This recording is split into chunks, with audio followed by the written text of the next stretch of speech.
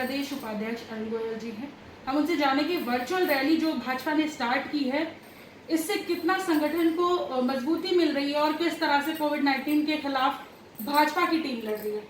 देखिए, ऐसा आभास तो नहीं था कि इस तरह की महामारी भी विश्वव्यापी महामारी हो सकती है। कभी सोचा भी नहीं था। मुझे नहीं लगता कि हमारी जनरेशन से पहली जनरेशन ने भी कभी इसे देखा है जी। लेकिन वैश्विक महामारी है और पूरा देश भी इससे ग्रस्त है और दो तीन तरह के खतरे इस महामारी से पैदा होते हैं। एक तो जो भारतीय पद्धति है, आपस में मिलना, लगातार बैठना, लगातार संवाद में रहना, एक दूसरे से गले मिलना, एक दूसरे से हाथ मिलाना और बहुत नज़दीक होकर एक दूसरे के प्रति समर्पण भाव से काम करना, ये हमारी पद्धति है, भारतीय पद्धति भी और पारिवारिक पद्धति। और कोरोना में निश्चित तौर पर ये आ गया कि डिस्टेंसिंग रखनी है, आपस में दूरी बनाए रखनी है। बहुत दिन तक तो यही समझ में नहीं आया कि भाई कितने दिन के लिए दूरी बनानी है, क्या दूरी बनानी है। लेकिन मैं धन्यवाद देना चाहता हूँ अपने केंद्रीय नेतृत्व को कि उन्होंने बहुत तेज़ी से इसको समझा भी और इसके उपाय भी।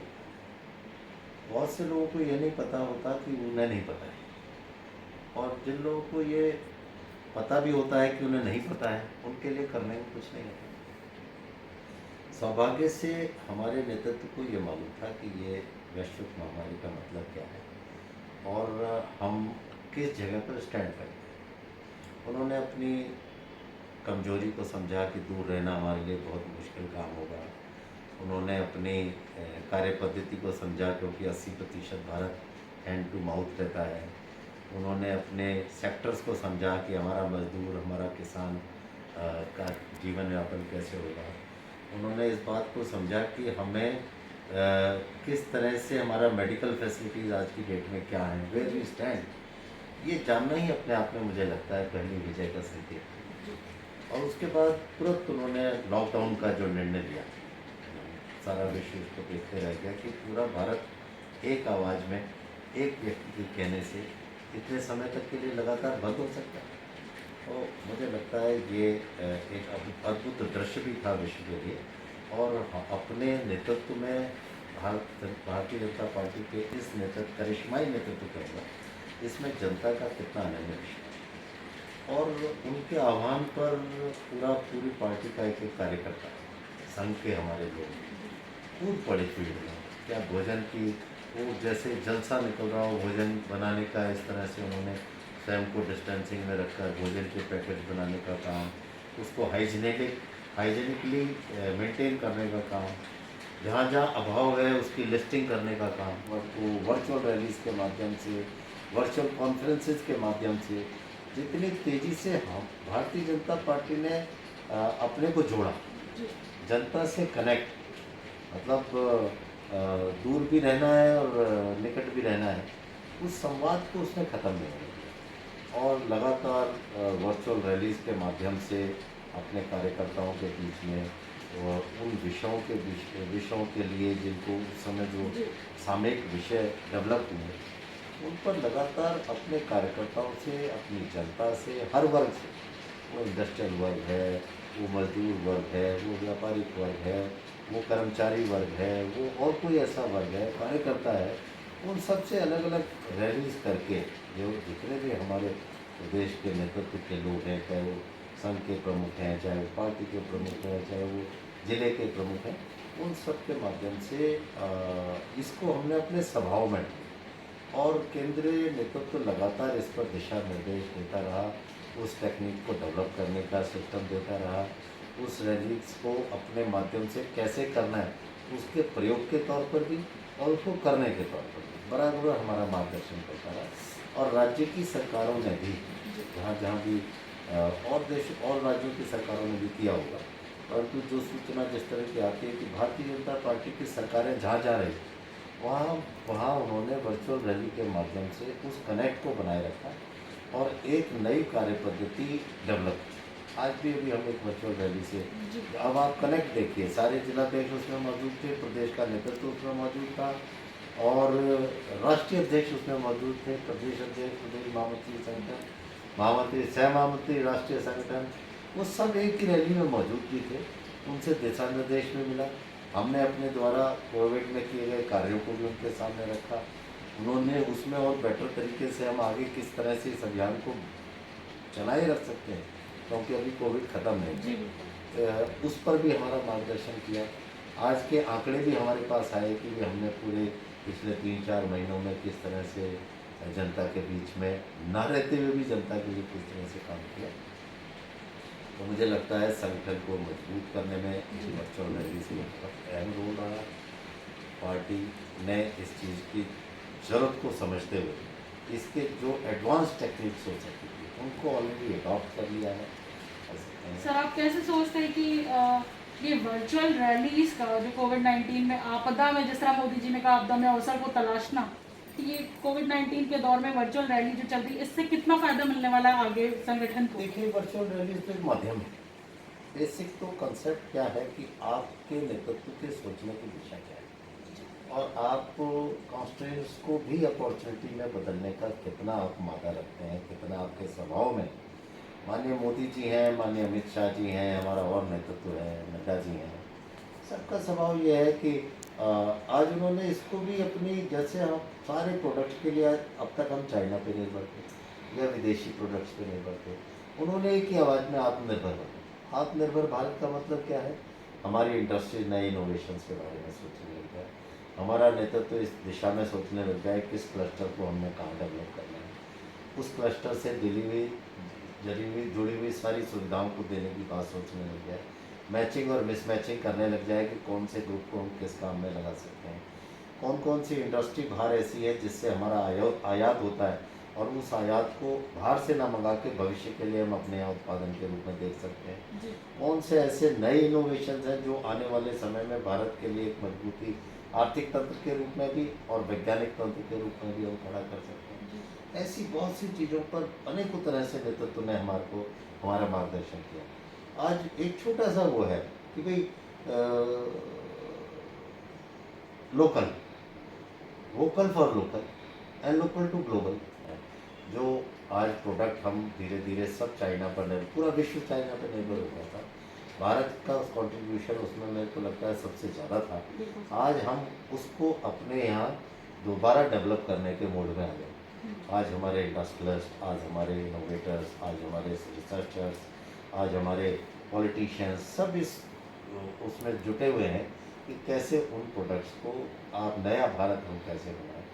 और इसके अलावा देखिए, इस वजह से भी इस नेतृत्व पर विश्वास जाता है कि जो इश्यूज कभी भारत के इशू नहीं है, चाहे वो स्वच्छता से जुड़ा हुआ हो, चाहे वो उनके बैंक खातों से जुड़ा हुआ हो, चाहे वो उनके इंश्योरेंस से, उनके भविष्य की सुरक्षा से जुड़ा हुआ हो, या अनेकों ऐसे जो सामाजिक कारण, हेल्थ से जुड़ा हुआ हो, शिक्षा से जुड़ा हुआ हो, उन सबको इस सरकार ने टच किया। अचानक इस सरकार पर लोगों का विश्वास नहीं होता और अचानक ये महामारी आ जाती तो दृश्य शायद दूसरा होता। तो वो उसका भी बहुत बड़ा एक कारण है कि एक पिछला इतिहास, एक निर्णय क्षमता, एक निर्णय की दृढ़ता जो इस सरकार के नेतृत्व ने अपनी दूसरी पारी में और प्रथम पारी में दिखाई है, उससे भी आम जनमानस में ये विश्वास बढ़ा है कि जो ये दिशा दिखाते हैं उसमें काम करने से आगे भविष्य देश का भी और इंडिविजुअल का भी बेहतर है। राष्ट्रवाद को प्रथम रखते हुए इस पार्टी ने, इस नेतृत्व ने हमेशा बात की है। साफ कर क्योंकि मुद्दा तो वर्चुअल रैली का है कि हम कितनी तेज़ी से इस एडवांस सिस्टम में जुड़े हैं। मुझे लगता है कि एक अच्छा इतिहास इन सरकारों का रहा, तो जन समुदाय ने इनके कहे गए या इनके लिए गए निर्णयों पर विश्वास व्यक्त करते हुए उसको फॉलो किया। उससे ये वैश्विक महामारी को भी हम लोग सामना कर पाए, धैर्यतापूर्वक सामना कर, न केवल सामना कर पाए बल्कि हमने लगभग इसे जीत भी लिया। सर लेकिन आपका पार्टी का एक अलग है, लेकिन विपक्ष कुछ और कह रहा है। विपक्ष का लगातार आरोप है कि भाजपा शासित जितने राज्य हैं जहाँ पे सरकारें हैं भाजपा की, वहाँ पे आंकड़ों को दबाया और छुपाया जा रहा है। देखिए, ये विपक्ष का दिवालियापन है सोचने का। कारण क्या है कि क्या आप समझते हैं, आप मीडिया के साथ में, क्या आप समझते हैं कि कोई पार्टी, अगर पार्टी में किसी चीज़ को दबाने का, किसी चीज़ को छुपाने का इतना ही पावरफुल होते पार्टी, तो क्या जो पार्टी सरकारों में है वो कभी हारती? पार्टियां चुनाव के समय पर अगर पार्टी की पकड़ इतनी है कि वो जो चाहे जनता में जाए और जो चाहे जनता में ना जाए, तो मुझे लगता है ये सब बल्कि दुख है मुझे इस बात का कि जो विपक्ष है वो पूर्णतः विपक्षी भूमिका में भी पूर्णतः अपने को साबित नहीं कर पा रहा। मुझे लगता है अच्छे कामों को अगर हम अच्छा कहने का मादा नहीं रखते तो खराब कामों को भी खराब कहने में हमारे को कोई सुनता नहीं। आज स्वच्छता के हम अनादर करते हैं, स्वच्छता को हम क्रिटिसाइज करते हैं, इतने शौचालय बन गए उसे हम ढकोसला कहते हैं। आज हमने सर्जिकल स्ट्राइक कर दी, उसके हम सबूत मांगते हैं, देश के साथ खड़े नहीं होना चाहते। आज 370 जैसी जो आपकी नाकामयाबी थी पिछले 70 साल के इतिहास की, उसको इस सरकार ने पलट दिया, हमें ये हो जाएंगे। तो अगर 370 जैसी धारा को हमने हटाकर, 35 जैसी धारा को हटाकर, अगर हमने 3 तलाक का कानून वो कर अगर हमने मंगल ग्रह पे चंद्रयान छोड़कर, पास फेल अलग है, आपकी इंटेंशन क्या है? सरहद पर कोई गोली मारता है उसको तकमा लगाते हैं हम लोग, उसको बेल्ट देते हैं, उसको रिस्पेक्ट देते हैं, और गली में कोई मर्डर करता है तो उसको आजीवन कारावास देते हैं। इंटेंशन आपकी कैसी है? सरकार की इंटेंशन इतनी बेहतरीन है, इतनी शुद्ध है, इतनी साफ है, गरीबों के प्रति उनका समर्पण, अंत्योदय के प्रति उनका समर्पण, उनके लिए कार्य करने की उनकी दिशा, उनके प्रति उनका वो जो पहले के प्रधानमंत्री ये कहकर अपना वो पूरा कर लेते थे कि हम 1 रुपया देते हैं, वो बताना चाहते थे कि हम 1 रुपया देते हैं, जनता पर 10 पैसे पहुँचता है, ये हमारी ये सिस्टम की गलती है, पर हम 1 रुपया देते हैं, वो इसी में बहुत खुश थे। आज इस चीज़ के प्रति वर्किंग की गई कि जन धन योजना के तहत इतने अकाउंट खोल दिए गए, करोड़ों अकाउंट खोल दिए गए, 34-35 करोड़ अकाउंट खोलना, और उसमें सारी सब्सिडीज डायरेक्ट उनके अकाउंट्स में जाना, और एक बेहतरीन समन्वय के साथ सब्सिडीज का निर्धारण करना। मुझे लगता है कि इस सरकार ने अपनी माताओं का, बहनों को टारगेट किया, उसमें उन्होंने स्वास्थ्य से जुड़ी हुई योजनाएं दी, उसमें उन्होंने जुड़ी हुई योजना दी, उन्होंने उनके लिए महिला कल्याण योजना दी, अनेकों तरह से रोजगार में उनकी भागीदारी को सुनिश्चित किया, उनको राजनीति जैसे फील्ड में रिजर्वेशन दिया। मुझे लगता है कि युवाओं के लिए प्रति रोजगार समर्पण दिया, किसानों के प्रति किसान कल्याण योजनाएं दी, उनकी आय 2022 तक डबल कैसे हो जाए इस चीज़ की चिंता की, एक टारगेट तो रखा। वो यही कहते हैं कि साहब आप 2022 तक कैसे सोच सकते हैं, आपकी सरकार तो 2019 तक ही है। क्यों भाई? अगर मैं देश की सरकार हूँ तो मेरे को देश के 20 साल, 25 साल, 30 साल आगे का प्लान बनाने का अधिकार होना चाहिए, बाकी उस पर काम करेंगे। इसलिए मेरा आज पूरे देश में सड़कों का जाल बिछाया जा रहा है। उत्तराखंड जैसे छोटे राज्य में आज जो है 50,000 करोड़ की योजनाओं के साथ हम ऑल वेदर रोड बना रहे हैं। हम कर्णप्रयाग तक ट्रेन ले जाने की, जो कि सपने में भी नहीं होता, ले जाने की योजना दे रहे हैं। हमारी सरकार ग्रोथ सेंटर बना रही है, 30 डेस्टिनेशन को हम आयाम दे रहे हैं, नए डेस्टिनेशंस को, हम क्लस्टर्स को डेवलप कर रहे हैं, हम अनेकों तरीके से जन भावनाओं के लिए भी काम कर रहे हैं और विकास के लिए भी काम कर रहे हैं, प्रकृति के लिए मैंने भी आपको बताया काम कर रहे हैं। तो मुझे लगता है कि विपक्ष को कुछ और मुद्दे ढूंढने चाहिए जिससे कि ये सरकार और बेहतर काम कर सके बनिस्पत के इसके। और आज की डेट में मैं आपको बता दूँ, विपक्ष भाजपा को टारगेट करके कोई चीज़ कह रहा हो ऐसा नहीं है, वो अपने ही किसी नेता को टारगेट करके चीज़ों को कर रहे हैं, वो नेता अपने किसी दूसरे नेता को टारगेट करके चीज़ें कर रहे हैं। ये राजनीति के इसी स्वरूप के कारण जो देश की सबसे बड़ी पार्टी थी, जिसने 60 साल, 50, 55 साल, 60 साल देश में राज कर लिया और लगातार जिसका राज है वो आज हाशिए पर है, लोग उसके लिए हंसी मजाक उड़ा रहे हैं।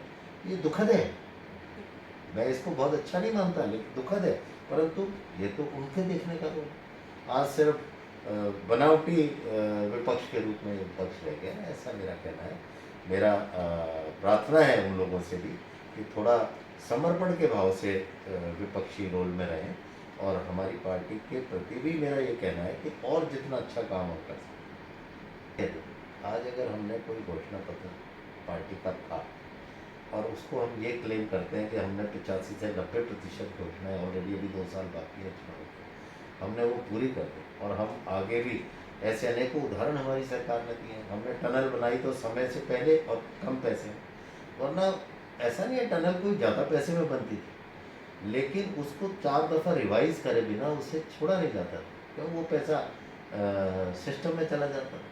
उनसे गुरेज करके हमने फ्लाईओवर बनाए, तो हमने टनल बनाई, तो हमने और कोई डेवलपमेंटल कार्य किया, तो उसको समय से पहले किया और उसको समय से नियत राशि से कम में किया।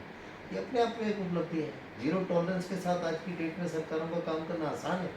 आप 3 साल में विपक्ष दुनिया भर की बातें करता है, 3 साल में एक चीज़ नहीं बता पाया, कहीं उसने कोई ऐसी संशय की दृष्टि से भी किसी चीज़ को देखा हो। जबकि दूसरे सरकारों के मुख्यमंत्री राज्य को का सौदा करते हुए देखते हुए टीवी पे हम लोगों ने देखा है, आप लोगों ने दिखाया है लगातार। वो दुर्भाग्य है। जनता के बीच जनता के द्वारा चुनी गई सरकारों का युवा आचरण निश्चित तौर पर निंदनीय है, इसीलिए जनता उनसे विश्वास से दूर हुई है उन्हीं कारणों से। और मुझे लगता है कि भारतीय जनता पार्टी अपने सभी मुद्दों पर अपनी बात कहने में, अपनी बात के करने में और अपनी बात अपने करने की दिशा के साथ साथ अपने किए गए कार्यों के प्रति इंटेंशन में बिल्कुल साफ रही है और जनता को एक मैसेज देने में कामयाब है। धन्यवाद सर। तो ये थे हमारे साथ अनिल गोयल जी, भाजपा के उप प्रदेश अध्यक्ष, जो बता रहे थे कि किस तरह से विपक्ष की भूमिका को और मजबूत करना चाहिए, विपक्षी पार्टियों को अपनी भूमिका को लेकर एक बार फिर विचार करना चाहिए।